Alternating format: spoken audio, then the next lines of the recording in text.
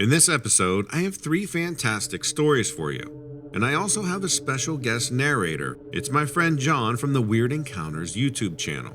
I think you'll love his narration, and if you want to check him out, I'll put the links to his channel below.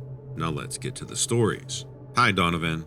At the time when this encounter happened, I had never heard of a creature like the one I saw, but after listening to your channel, it seems like things are pretty widespread. In the early part of my career as a park ranger, I worked in southern Alabama. I was an environmental specialist, and we were looking at stoneflies in the coastal areas of the state. It required a lot of sampling out in the streams. When I went sampling, I'd have to get into the stream and collect 5 packets of leaves that collected in the stream at random intervals in a 100-yard stretch of the stream. The project went on for about a year. I would park my truck by the side of the road near a bridge and climb down and hop in the stream and go to work. Some of these streams were way out in the woods and quite remote. At the beginning of my field work in the summer, it was easy to get a partner to coordinate with me. It made the work easier and safer. But late in the fall, the seasonal workers would dwindle down, so I started sampling by myself in later November and early December. It added some extra time on my day, but it made scheduling easier and more consistent. Nothing dangerous had happened going solo, so I was okay with the change. That's how it was through the winter and early spring. It was sometime in early March that I was traveling to the second stream of the day. It was a stream that I'd seen twice a month for the last 7 or 8 months. I knew it like the back of my hand, and I thought I had seen everything it had to offer. I arrived there around 10 a.m. This stream had a nice clearing off the side of the road. It was about a 30-yard or so walk to the stream, with a slight decline over this eroded dirt and gravel, so I couldn't see the other side of the stream. I rolled up my chest waders and walked to the back of the truck to pack up my gear. I grabbed my super sampler, a fine mesh net that attaches to this folding base, and my metal stick meter. I walked down to the stream ready to get in when across the stream I spotted something with this grayish brown fur. That's when I heard this low growling sound. My first thought was that it was an off-leash dog who had gotten away from its owner. I stopped in my tracks, staring right at it, waiting to see if its owner would show up from the woods. I heard this crazy sounding howl, and then it ran off a ways into the woods. But then I saw it stop and look back at me. It was well hidden in the trees, but I could tell that it was standing there staring at me. It seemed to have a huge amount of fur around its neck. I wasn't making any noise at that point. The stream bank was relatively high up from the water, about 2 or 3 yards. I was on the side with a small, steep entrance. I figured I could get my work done and the dog would just leave me alone. I climbed down, and whenever I checked, it didn't seem to be coming closer to the edge.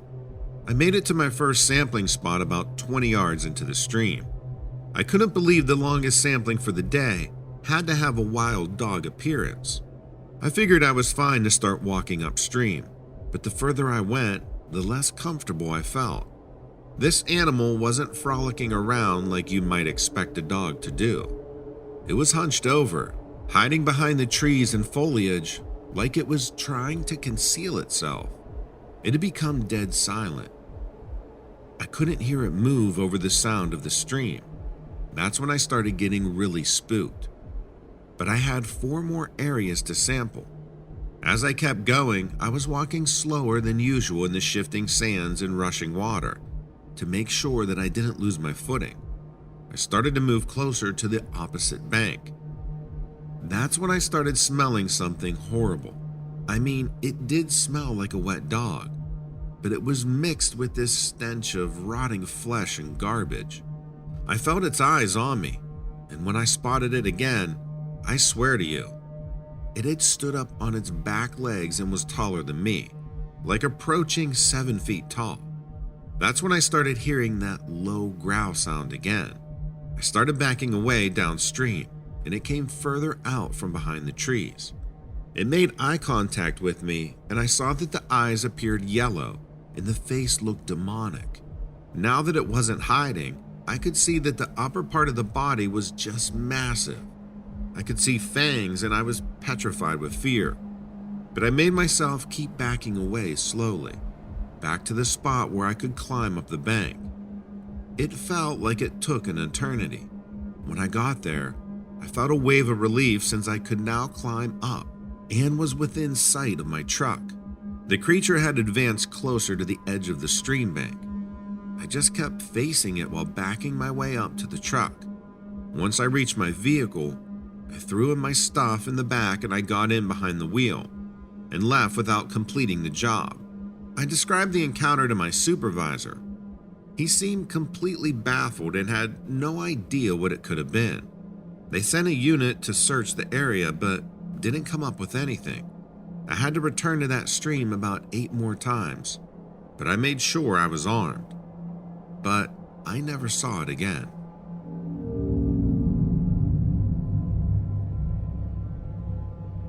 I was working as a park ranger in the Shoshone National Forest. If you don't know, that's grizzly country, and we make a massive effort to practice bear safety in our area. This involves educating visitors at the ranger stations, providing bear lockers and public campsites, and monitoring bear activity in the area. One of the precautions that we take very seriously is to temporarily close trails where there have been reported bear activity. Most often, this is because a sow and cubs frequent the area, or there have been reports of a carcass nearby. If there are any reports of animal carcasses, we shut down that trail immediately. Bears can be extremely protective of their food and have been known to kill humans who get too close. So when I received a report from a backpacking group about a carcass along one of our trails, I set out straight away to close the area. The backpackers didn't actually see the carcass, but they smelled it and got out of the area as quickly as they could. This was a good choice on their part, or else they could have been in some real trouble. I didn't know just how much trouble until much later. I put out a public notice that the area was closed and put up barricades around the trailheads with the notice that it was temporarily closed due to bear activity. I took one of our ATVs out there to investigate the area, just to make sure that it was indeed an animal carcass. While rare, bear attacks on people do occur, and because they hadn't seen the carcass, I wanted to check it out. When I got to the area the backpackers described, I smelled the strongest decomposing smell I have ever smelled in my life. Think bloated roadkill in the sun, but 1,000 times worse. I honestly didn't know something could smell so bad. The strange part was that I searched everywhere and I couldn't find the source. Bears do typically cache their food, but they're not very good at it. If you find a bear cache, it's probably only half buried, if that. The smell was coming from everywhere. The carcass was definitely in this area, but I couldn't find it. The only thing I found were deer tracks in the dirt. I spent another hour out there before I gave up, and I went back to the ranger station. I didn't think much of it until I got another call 2 days later about a carcass on a different trail about 8 miles away from the area I had closed earlier in the week. This report came from a day hiker who said they saw a deer carcass lying in the meadow about 20 yards away from the trail. They said they saw its antlers sticking up from the grass, and when they went to investigate, they found a rotting carcass. The skull was stripped bare, but there was fur and meat on the rest of the animal, and it smelled ungodly. The hiker said they didn't see any signs of predators around, but something had definitely been eating it. I thanked the hiker for calling and headed out to close the area. I took the ATV again up the trail to see exactly where the carcass was. The hiker had described the location for me, and I thought I knew exactly where it would be, but I couldn't find anything when I got there. I searched the meadow and saw no antlers sticking out, but I did find a deer bed. The grasses were batted down, and it was about the same area that the hiker said the carcass was. I felt the grass and it was still warm, and there was a bit of blood in the grass. I couldn't believe it. From what the hiker described, there was no way this animal could be alive. He said the skin from the skull was gone, and it had been partially eaten. I searched the area for a critically injured deer. I searched the meadow and the surrounding forest with no success. I figured it must have found a quiet place to die and hoped it wasn't suffering, but there wasn't much else I could do. I headed back to my ATV and then, out of nowhere, I smelled the stench of rotting flesh. It was the same exact smell that I encountered 2 days prior on the other trail. And then I saw it. The deer. It was standing right in front of my ATV on the trail. It looked like a zombie. The hiker was dead right. It had no skin on its face. It was just a skull, and I didn't see any eyes. Part of its flesh were exposed along its ribs and flank. I honestly couldn't believe the creature was standing. I walked toward it, drawing my gun. That's when I knew that I wasn't looking at a sick and injured deer. This was some sort of evil creature. I fired a shot right into its chest. It didn't even flinch. I expected it to drop a second later, but it just stood there. I half expected it to attack me at that point, but it didn't. For whatever reason, I have no idea. I slowly got into my ATV and turned the key. The creature didn't move at all. It just stood there like it was staring at me, but it had no eyes. I think that was the worst part. I could see the bullet wound I had given it just seconds before, but there was no blood pouring out. Nothing.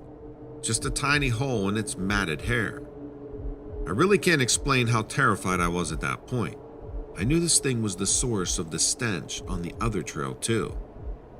I'd been able to travel 8 miles in rough terrain to get here.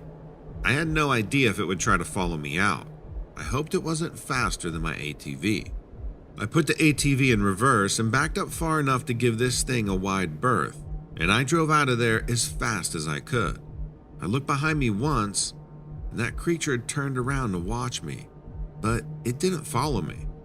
I closed the area for the rest of the year, and it seemed like the creature just disappeared after that. Hopefully it died, but I have a feeling that it didn't, and that it's still out there somewhere deep in the wilderness.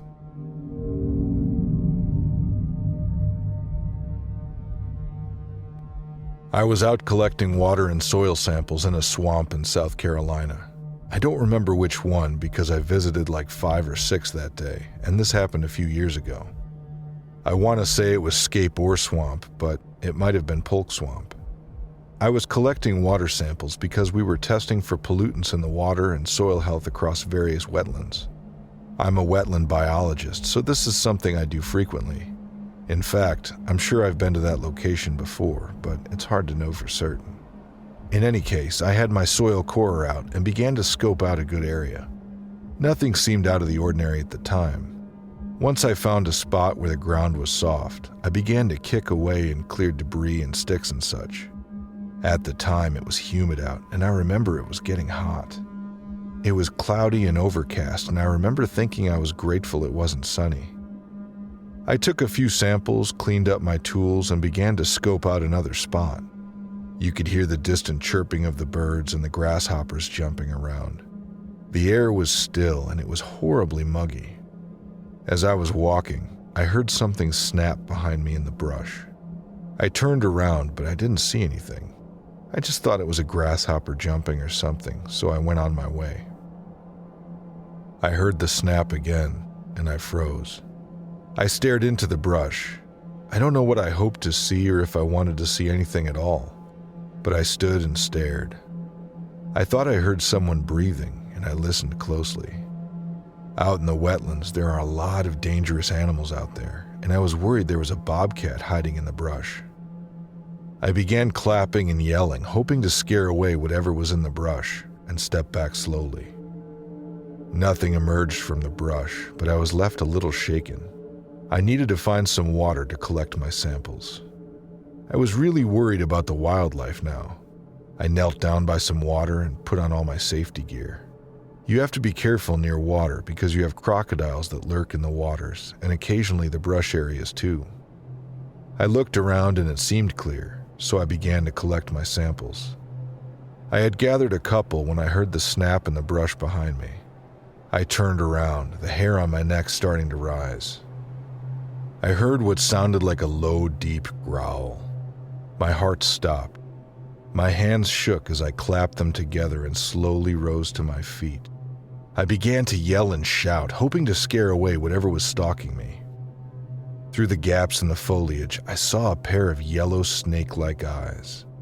I thought I was dealing with a crocodile and began looking for my escape route. I thought maybe I had impeded on its territory. Then it slowly began to rise. My blood ran cold as I watched in horror as the monster emerged from the brush. It looked like a cross between a man and a reptile. It was easily 8 feet tall. Its yellow eyes were emotionless and cunning, and its head was outright terrifying. Its body was human enough. It had arms, legs, fingers, and toes, but its head looked like a lizard head. It had huge, sharp teeth, slanted nostrils, and its tongue flicked in and out like a snake.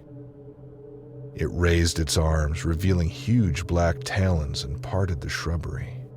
It let loose another low, deep growl as it slowly approached me. I stumbled back and fell to the ground. Somehow I found the strength to stand, and I ran as fast as I could.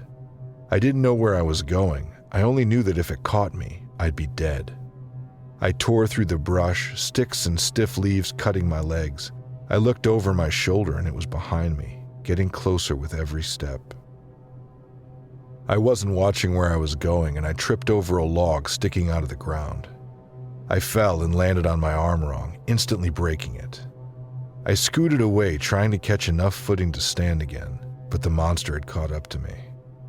It got to the ground and began to crawl towards me, slowly, on all fours, moving like a crocodile or a lizard might.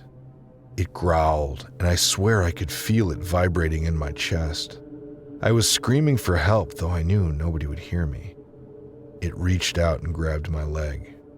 I screamed and kicked it in the face. It hissed and sunk its talons into my leg. I kept kicking it. If I was going to die, I wouldn't go out without a fight. I kept kicking it until it released my leg to grab my foot. When it did, I grabbed a rock and bashed it on the head. It released me with a startled hiss, and I stood and ran once more. I ran as fast as I could manage. Blood was pouring down my leg, and I cradled my arm as I ran. I don't know how I managed to do this because I was in a lot of pain, but I did. I looked behind me, and it was still chasing me. It bared its teeth as it ran at inhumane speeds. I stumbled as I broke through the brush, escaping onto the road. I watched as it stopped at the edge of the road, growling in anger as it sulked back into the brush. I have some nasty scars now, and I lost my equipment and my job. But I'm just so grateful I was able to escape with my life